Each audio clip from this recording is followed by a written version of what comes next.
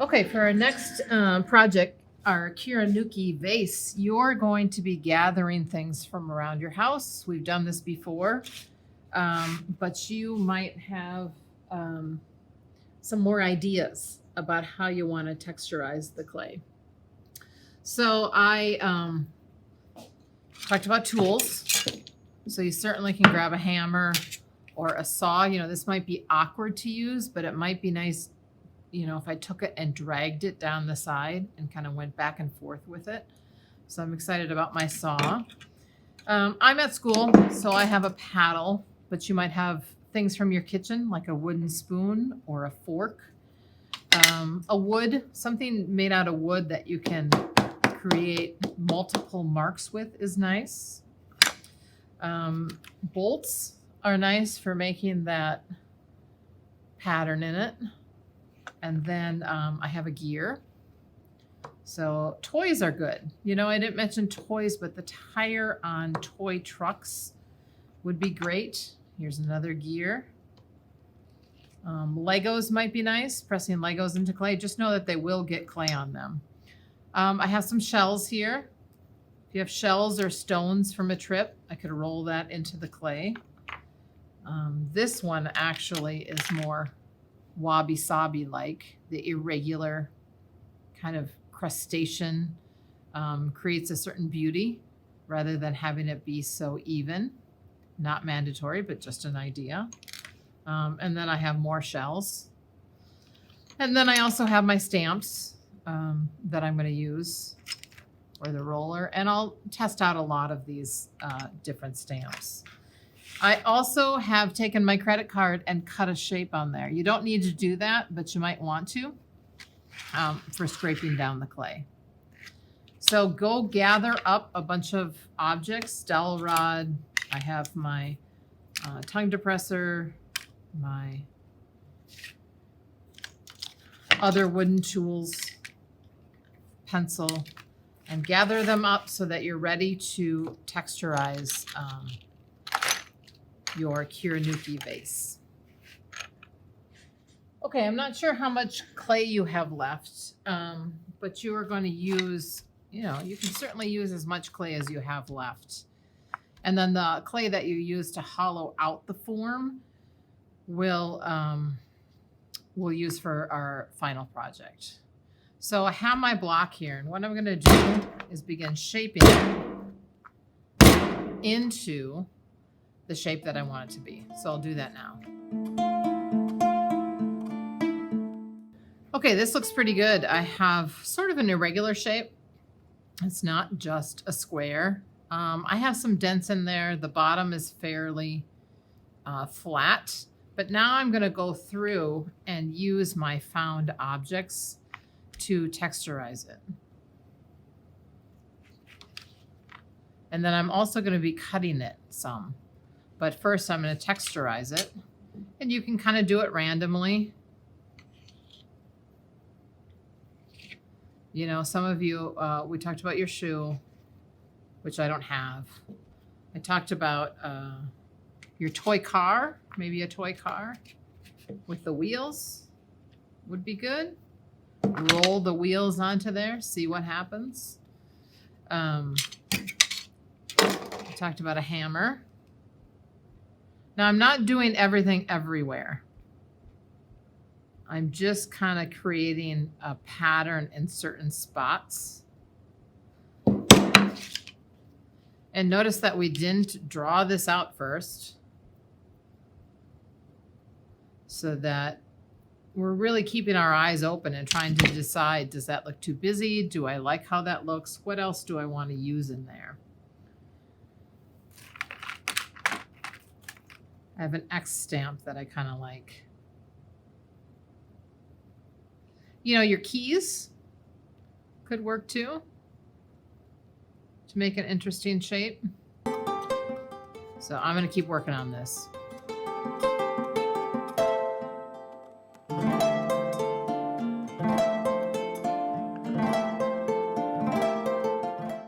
Okay, so I have have my vase that's been shaped and texturized. Now I'm going to flip it over. It's pretty heavy, but this is going to be the bottom.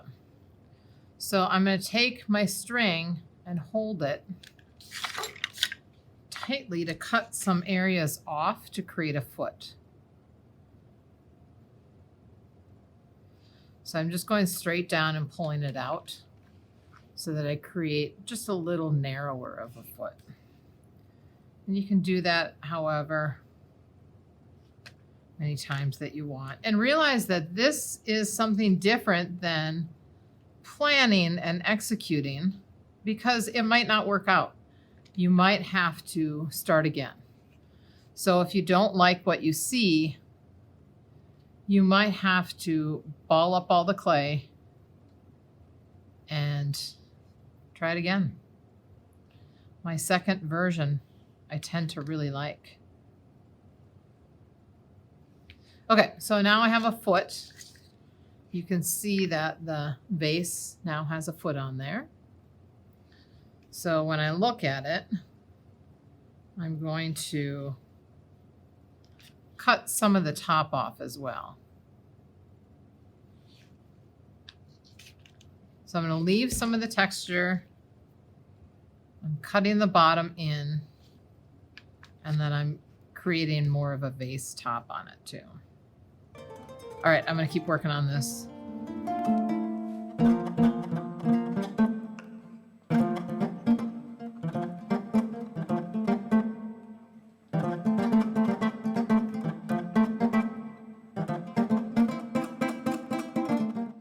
Okay, so now I have it pretty much complete. I don't want to handle it too much because it's soft, but I have the shape that I want. I've texturized it. I made the bottom go in. I've cut some of the top off and then re-texturized it. All your extra clay, make sure you ball up, squeeze all back together. And today, and only today, I'm going to take my bag and wrap it up like this with a little bit of air in the bag. So these won't dry out very quickly, but I need it to dry out some. And then your extra clay, any extra clay that you have, make sure that you're taking, ball it up nice and tight,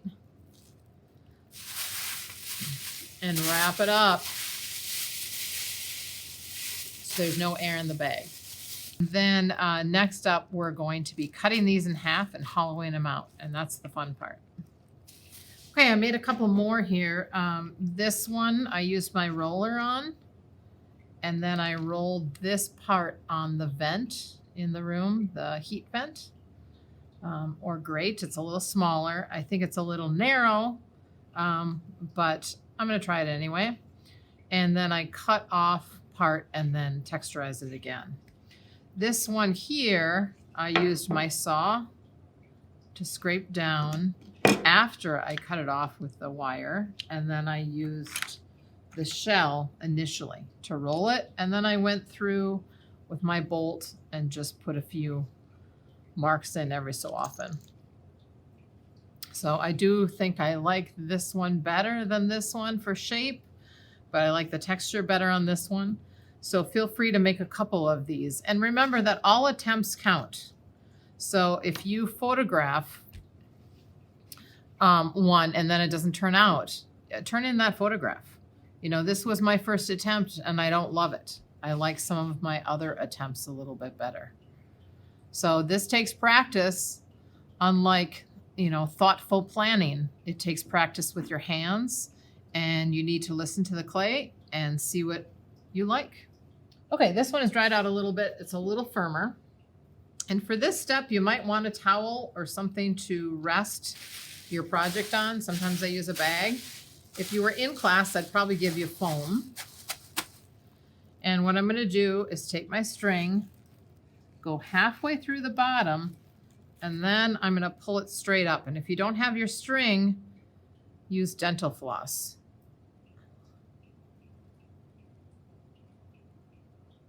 So now I have it cut directly in half, and I can begin that hollowing process.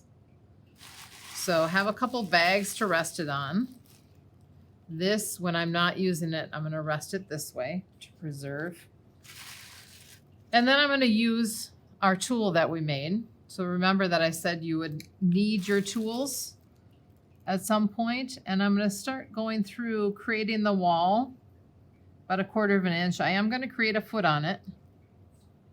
You could go all the way down to the bottom, but I want a foot. And now I'm just going to start hollowing that out. Now, if it feels too soft, you're going to have to take a break. You could use a blow dryer to dry it a little bit. But you don't want to hollow it out when it's too soft or it falls apart. Remember, even if it starts to fall apart, take a photograph of it before you start putting it back together in case something happens. Okay, I am cleaning off my tool as I go, and then all this stuff I'm balling up, and we're going to reuse that.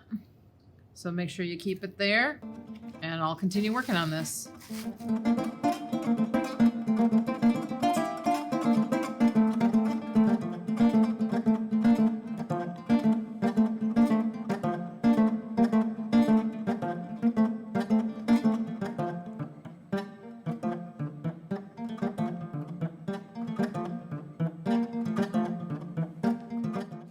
Okay, I will say that at some point you can accidentally go through. So right here, I accidentally carved through. And so I'm going to take a little bit of clay and just push it in there. Remember that mistakes become a part of the overall look. And then I'm going to hold it in my hand and begin smoothing this stuff out. So you don't want to change the form. So make sure it's stiff enough that when you're doing this and blending this, that you don't change your form, because the two sides need to go back together. And I'm feeling it on the other side as I do it. If I can feel it move a little bit, I don't want to push very hard. So I'm going to add a little more clay right there. It got a little soft. And continue smoothing it out. And then I'll do the other side. And when you set it down, I'm going to turn it over like this. And then I'm going to do the other side and show you how to put it together. Okay, I have my two halves here, and they're hollowed out. And I did find a piece of foam. Like I said, you can use a towel or bunched up paper towels or a bag or something to keep that texture from squashing when you're working on it. I often will hold it in my hand. You're welcome to go through and smooth this stuff. Sometimes it's nice to have a contrast between a smooth inside and a texturized outside. On the other hand, you won't see it that much. So I'll just do it a little bit. And now what I'm going to do is score every part that's going to go together. Now, I don't know about you, but my slip is pretty dry. So I add some water to it, and it's still pretty watery. So what I'm going to do, I'm going to score the other side.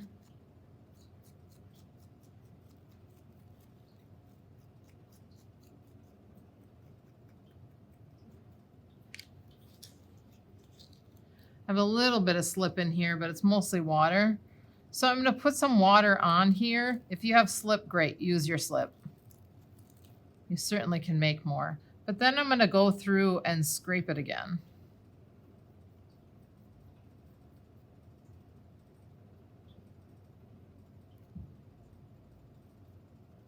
Okay, so now I'm going to go through and scrape it again and put water on it again.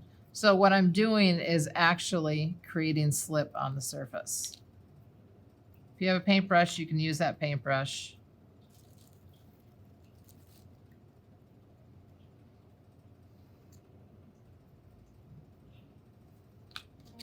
And then I'm going to do the same thing to the other side.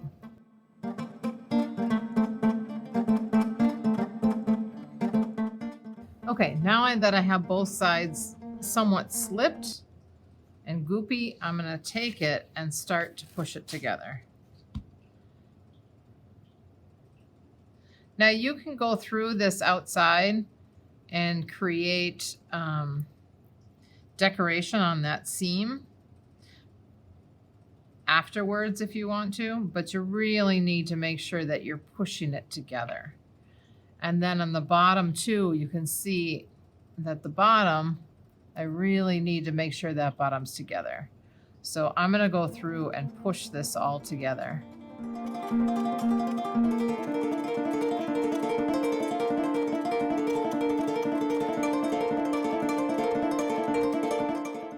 Okay, I have it mostly together. I think I need to take my tongue depressor and really make sure it's connected on the inside. And then I'm gonna go through and work on this lip. Now in Wabi Sabi, the irregularity is beautiful, but a lot of times it needs to be contrasted next to something that's more regular. So for me, this inside is a little smoother.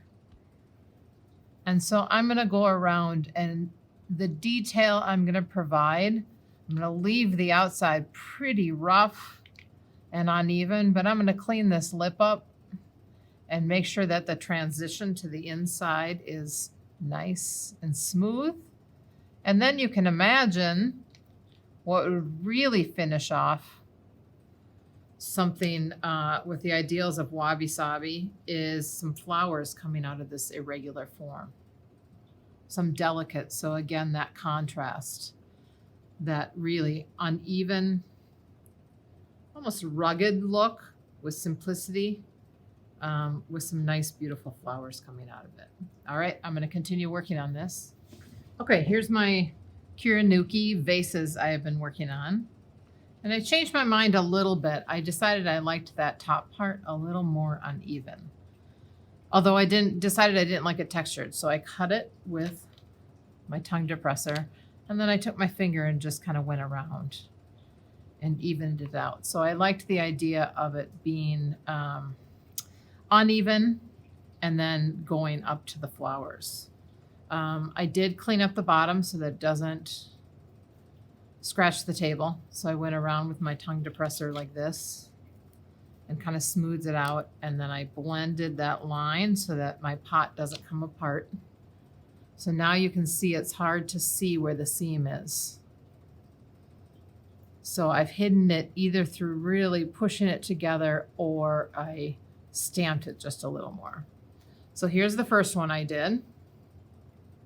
And there's parts of it I like. I like this part here, and parts of it I don't like so much. I'm not sure I like the shape. Here's the second one I did. A little smaller. Still did the bottom like this. I liked the top uneven, and then just kind of smoothed it out a little bit. And in this one, I like the little ridges that I put in there, the little shelf. So the shelves and the form of it I like a lot. And then this is my last one, my little one. And I really like the texture on this one. I didn't put a foot on there because it was so small. So it's just a little vase. And this was the reason I made the other ones more uneven, because I like the subtleness of that uneven top. And I like this one is probably my favorite. Usually the third one you make is your favorite.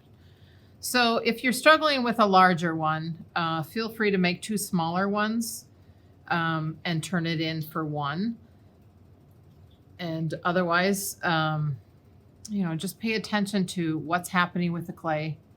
Make sure that you're getting that seam together, and kind of challenge your notion of what beauty is. That irregularity, asymmetry. Maybe it's not a mistake. Maybe it's really a nice, happy accident. All right, have fun, and don't forget to take some good photographs of your work and turn them into the assignment that says turn in here. All right, let me know if you have any questions.